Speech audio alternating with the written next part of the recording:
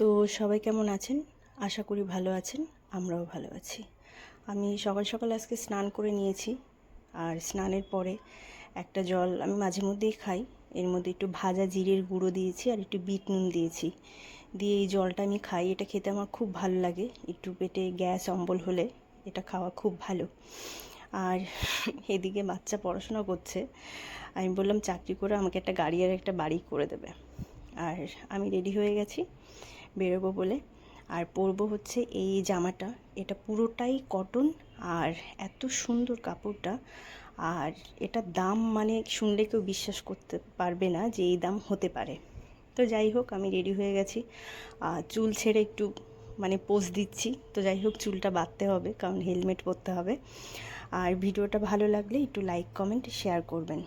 আর গিয়েছিলাম, বাবুর শীত চলে এসছে, ওর কিছু ফুল হাতা গেঞ্জি আর প্যান্ট কিনতে, এই আর কি। তো সবাই ভালো থাকবেন, সুন্দর থাকবেন, সুস্থ থাকবেন। Thank you, tata.